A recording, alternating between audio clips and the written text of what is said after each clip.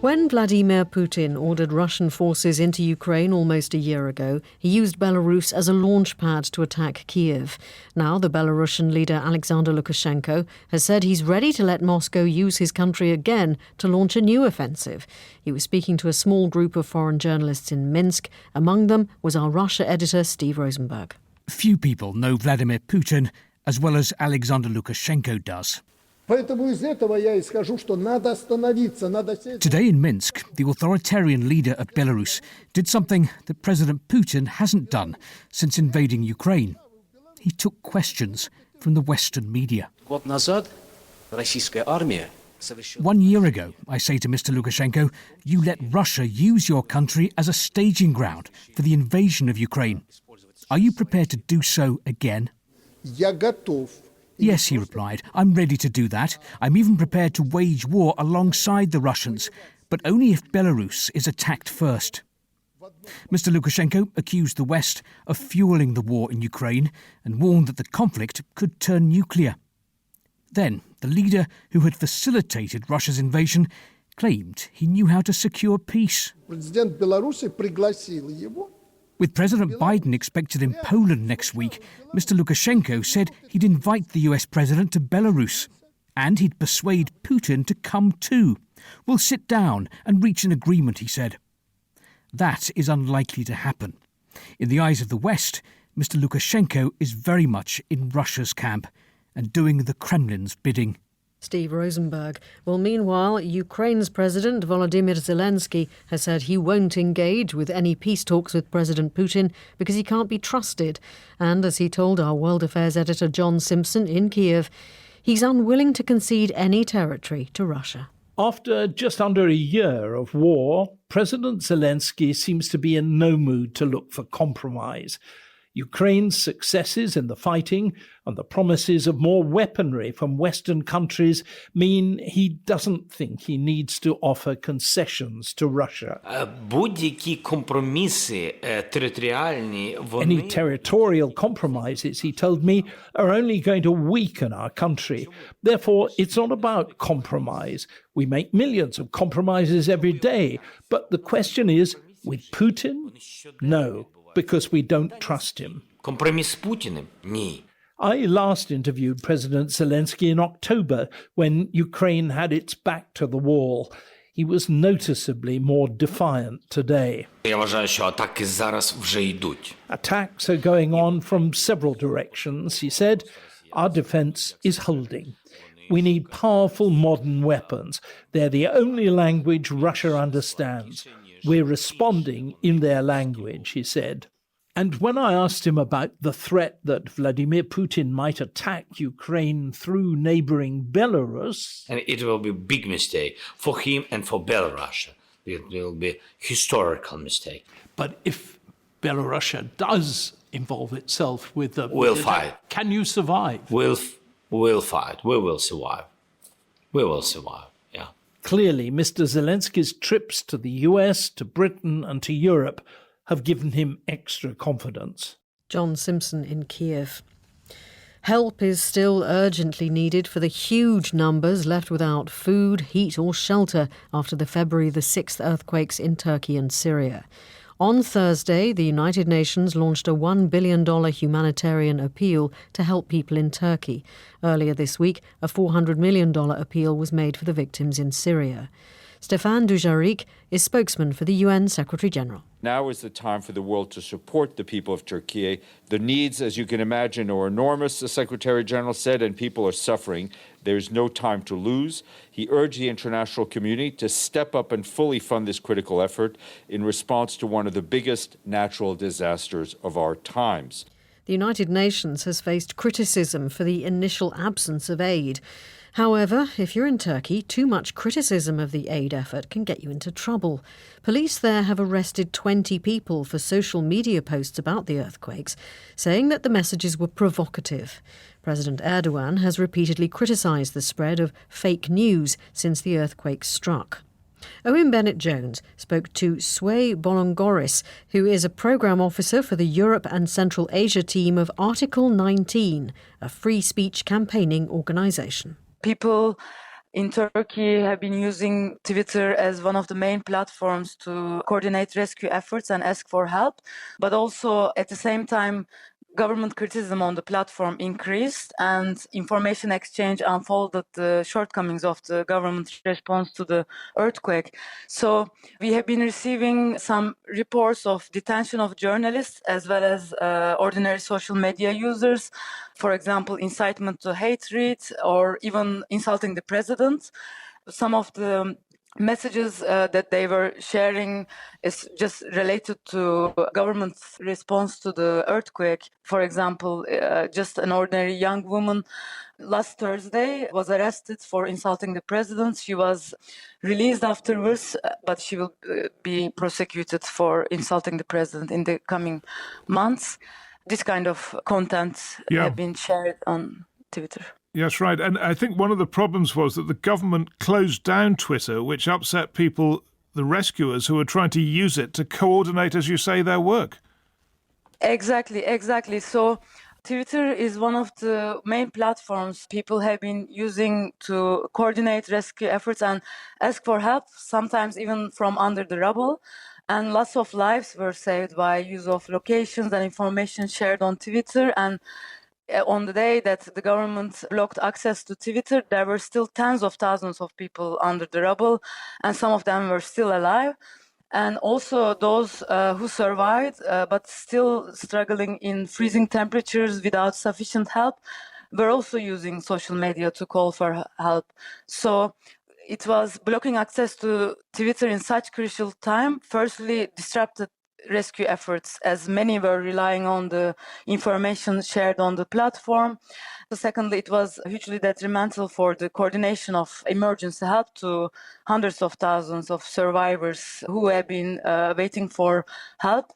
We had also seen news that people had to wait without food or water or other sufficient supplies. So it was hugely problematic. Yeah, but at the same time, I mean, to be fair, that there have been cases of fraud, online phishing scams, where people are basically trying to cheat donors out of money, saying it's for charity when they're just nicking it. One of the pretexts that government uses is they stated that it was to prevent disinformation as well as fraud, but this is disproportionate and incompatible with international human rights law, because as much as governments restrict access to social media platforms as in these kind of crucial moments, we have seen that both disinformation and other fraudulent content can be shared more widely as people are having harder time to access accurate information. How many people do you know are in detention for this at the moment? How many actually are being chased by the authorities? According to the police department, as of today, in total 330 people now are facing judicial proceedings against them, and 110 people were taken custody, and 21 of them were detained pending trial.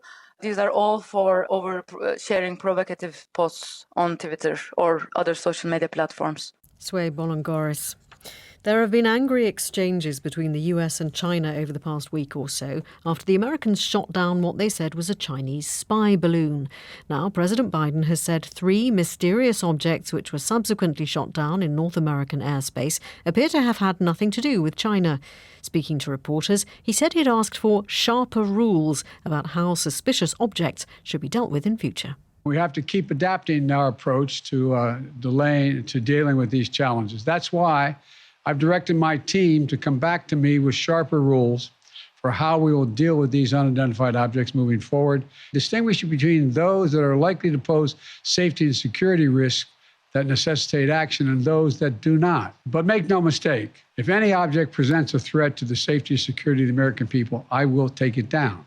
Our correspondent Barbara Plett-Asher listened to President Biden's remarks. So what more did he have to say about those 3 unidentified objects? He said that they appeared benign, which means they were not spying in the sky and not related to China. He said they were most likely tied to private companies or research recreation institutions, but that the U.S. could not afford the possibility at the time that they might have been engaged in surveillance, and also that they were flying low enough to be a risk to civilian planes, which is the legal justification for shooting them down. But as you heard, he also said he was looking for sharper rules to determine which flying objects were threats and which weren't. Now, these incidents have raised tensions with China. Did Mr. Biden sound conciliatory at all? He said that the U.S. did not want a Cold War and that his diplomats continued to speak with their Chinese counterparts. They wanted to stay engaged. We've been hearing that from the State Department as well. He also said that he would be speaking to China's President Xi Jinping to get to the bottom of this balloon episode, and that he also believed the last thing Mr. Xi wanted was to fundamentally rip the relationship with the U.S. So he emphasized that the incident sort of underscored or enhanced the need for communication to be better, to keep open lines of communication. There was quite a lot of criticism levelled at Mr. Biden, wasn't there? Will this be enough to silence his critics or those seeking more information about these objects? It may be enough to silence some of them. There was a criticism that the administration wasn't being transparent enough, and there was just a lot of confusion, especially amongst the public, about how this happened in the space of a week, that 4 objects had been shot down out of the sky. So what Mr. Biden said later was that he didn't hold the press conference earlier because he wanted more information that those 3 mysterious objects were in fact not a threat. So he held off with a press conference till then. So that may satisfy some people to the extent that his critics were political, and a lot of the loudest criticism came from Republican lawmakers. It may not be enough. That was Barbara Pletasha. In Serbia, police have arrested 3 members of a far-right vigilante group just a day after a nationalist rally in Belgrade threatened riots if Serbia accepts a Western-backed plan aimed at mending ties to Kosovo. Media in Belgrade are reporting that among those arrested is the leader of People's Patrol, an organisation which boasts of links to Russia's Wagner mercenary army and has previously organised several rallies to support Russia's war in Ukraine. In contrast to the rest of Europe, support for Russia is widespread in Serbia. Joe Inwood visited Serbia to find out why. It's a clear, crisp morning in central Belgrade. It's bitingly cold, and there's a trio of buskers playing a rather beautiful song. We're on our way to go and meet a man called Vlado. He's just been released from prison, having been convicted for fighting for the Russians in Ukraine. And he has an almost fanatical devotion to the Russian cause. Indeed, he has a rather special name for President Putin. Tsar Putin. Tsar. He calls him Tsar Putin. He's wearing a T-shirt bearing his face with the slogan, "Everything is going according to plan" on it. He sees Vladimir Putin as an almost messianic figure, leader of all Slavic people. Ko što sam rekao, sve za majku Srbiju I majku Rusiju. I would do anything for Mother Serbia and Mother Russia. They are the same thing. To je jedno. Vlado is an extreme pan-Slavist, believing that Serbs and Russians are the same people. That devotion led him to the battlefields of Ukraine. While the numbers as fanatical as Vlado are low, he is representative of a more widespread support for Russia.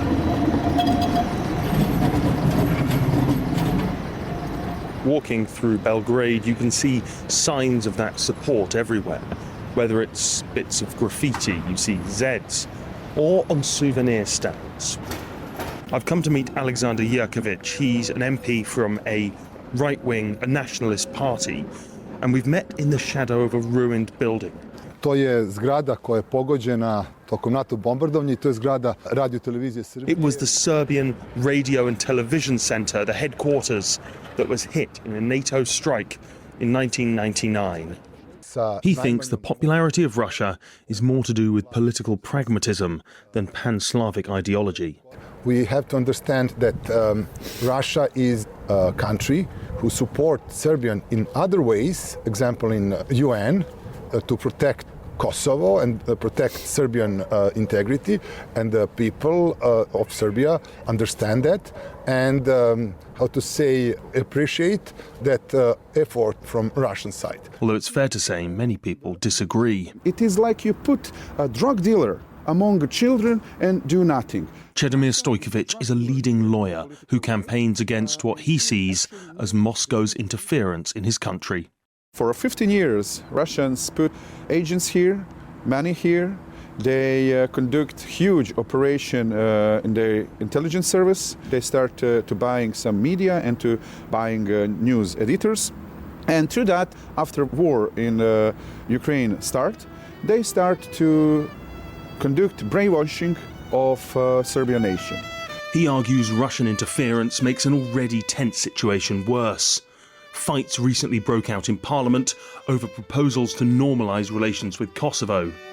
As for the causes of Russian influence, the truth is all of these things interact. Russia has utilised, some would say weaponised, its historical links with Serbia, building influence and putting pressure on the government in Belgrade. That builds on the simmering resentment towards the West and NATO, which in turn feeds into more support for Russia. Joe Inwood reporting. Still to come in this podcast. We found a complete mess, sadly, and this mess is very much present everywhere. The study taking a closer look at claims about baby formula. The authorities in Somalia say they've killed 300 militants from the Al-Shabaab group in the south of the country. It's the latest setback for the militants, who've lost swathes of territory in recent months following an offensive by the Somali military backed by African Union troops. Emmanuel Igunza reports from Nairobi. The Somali government says the operation in Hirshabelle province was supported by airstrikes involving international partners. The US regularly assists Somali federal forces in fighting the militants. Al-Shabaab has yet to comment. The jihadists have recently been losing control of swathes of territory in central and southern Somalia, pushed back by government forces and allied clan militia backed by African Union troops. Last month, President Hassan Sheikh Mohamud appealed for international support to fight the group. Al-Shabaab, however, continues to carry out attacks, including in the capital Mogadishu and in neighbouring countries such as Ethiopia and Kenya. Emmanuel Igunza. In the past week alone, the government in Djibouti says it has rescued over 380 Ethiopians from a boat that was capsizing. They were on their way to Yemen. The migration route through the Gulf is one of the world's most dangerous, according to the International Organization for Migration. Yet the majority of people begin the perilous journeys in search of a better life abroad and are oblivious of what lies along the way. The organisation's Director General, Antonio Vitorino, spoke to the BBC's Anne Soy in Nairobi about just how bad the situation is. I would say that the route towards Yemen is less visible worldwide. But in fact, it's one of the most dangerous ones because there is a very strong network of traffickers and smugglers, criminal organized crime that operates there. But of course, we consider other very deadly routes like Central Mediterranean. We have the figures of last year, more than 105,000 people arrived in Italy. But we also could consider the Atlantic route, from the west coast of Africa to the Canary Islands, which is also a very dangerous one, and where it is much more difficult to estimate how many people died. But if you look to other places in the world, like, for instance, the jungle between Colombia and Panama, you have another example of a very dangerous route. So one of the key issues that was discussed in New York, in the International Migration Review Forum, was precisely what can countries do to reduce the danger of these trips. What can they do? Yes, first of all, I think that there is a need to be effective in identifying and prosecution the criminal networks that violate the most basic human rights of the migrants by trafficking and smuggling them. And secondly, this requires not just effective border controls, but above all, cooperation among the law enforcement agencies, particularly the police and the prosecutions. Based on your report from last year, there's a lot of migration, legal migration from countries like India, China, people going to Europe and North America, and it's not a problem. So what is it with African countries and, even countries in the Middle East that, are lower income countries? And first of all, we think that one of the critical measures to fight against irregular migration is to open legal, regular pathways. Let me be very clear. I'm not saying that regular pathways will put an end to irregular migration. No.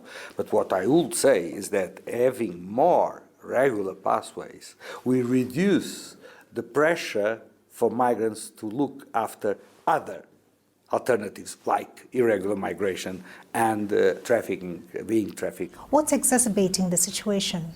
I think that we can speak each time of more and more of socio-economic conditions, loss of livelihoods, looking for opportunities for a better life, but each time more and more conflict and instability, definitely. And more relevant even in these last few years is the impact of climate change in human mobility. People are forced to be displaced, some places because of drought, in other places because of floods, because of extreme weather, typhoons, cyclones, landslides. So we are witnessing a number of drivers that interact and function as drivers for migration. Antonio Vitorino speaking to Anne Soy. Now to Spain, where the Parliament has given final approval to a new law which will make it easier for people to change their legally recognised gender.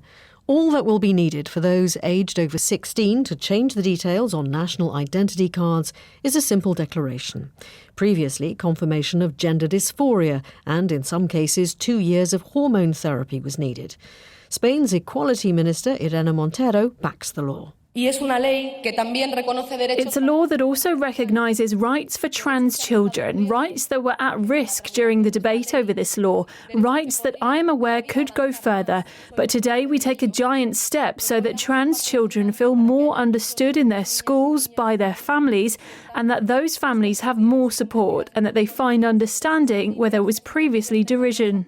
Activists in Spain have called the law an important step towards establishing equality, but it has proved controversial, as Eleanor Sly reports. The bill, which was approved by Spanish lawmakers, makes it easier and faster for people in Spain to change their legally registered gender. It makes Spain one of the few nations to let people alter the gender on their identity card with a simple declaration, removing the need for psychological and medical evaluation. The process could in theory take as little as 4 months. Those who are under the age of 16 will be required to have parental permission to make the change.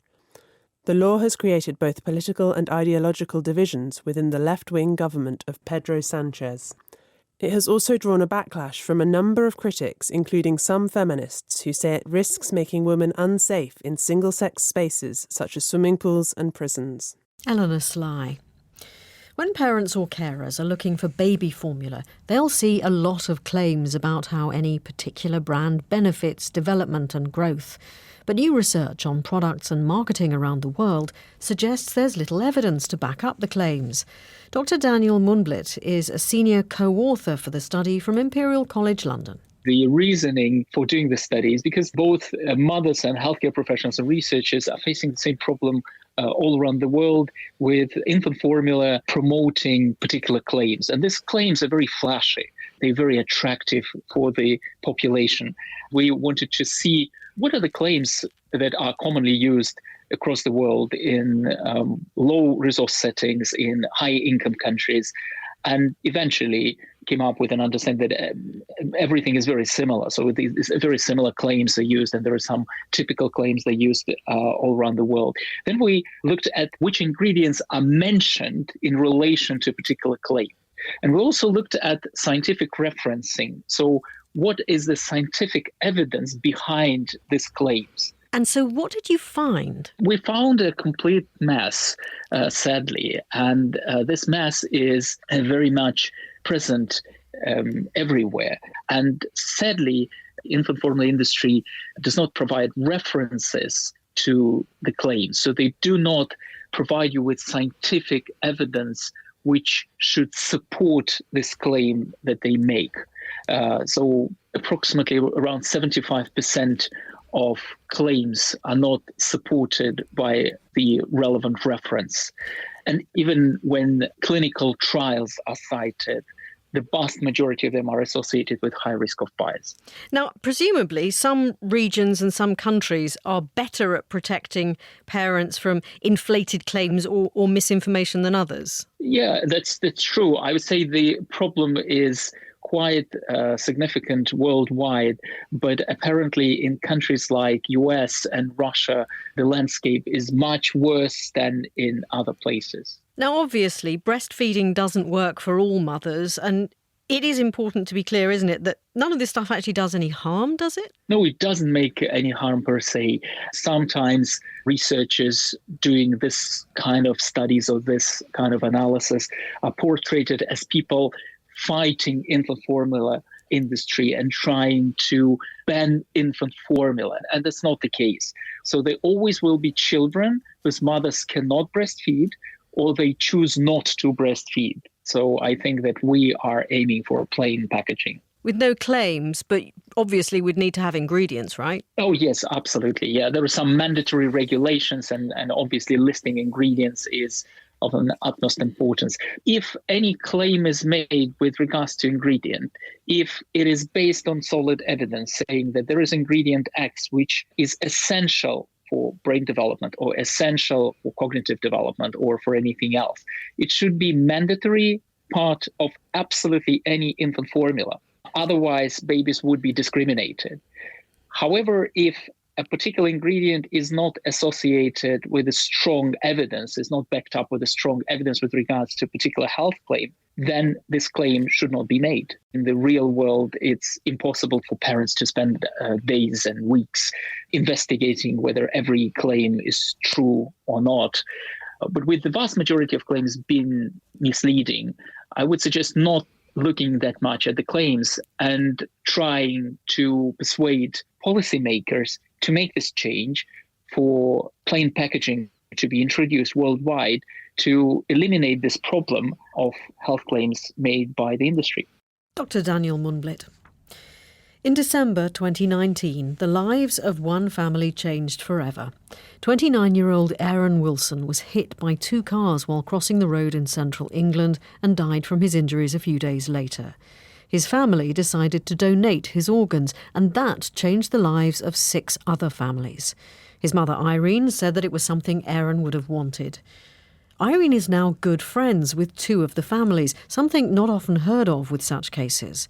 Bola Masuro spoke to Irene about her decision and how she felt when she heard from some of the recipients. Well, we were quite proud, really, to think that people that received his organs actually wanted to get in contact with us. You know, it was a nice feeling to know that they wanted to thank us for what our son did. So it was really nice. And, I mean, he was so young at the time, 29, I believe, wasn't he? Yeah, and he was. The lady who received his kidney, it seems like she was around the same age. And the fact that she was able to go on to become a nurse. Could you tell us a little bit about the relationship you've now developed? Yeah, the young nurse, Gladys, she's kept us informed of her progress through her training. And then the last letter we received, she said that she'd passed a nursing degree and she was now a fully qualified nurse, which was great. And it was through Aaron's kidney that she had another chance at life. Has it helped you in your grief? Yes, to a certain extent. What happened to Aaron, I mean, that isn't over yet. The people that were involved won't be tried till the end of May. So we've got that, you know, over us.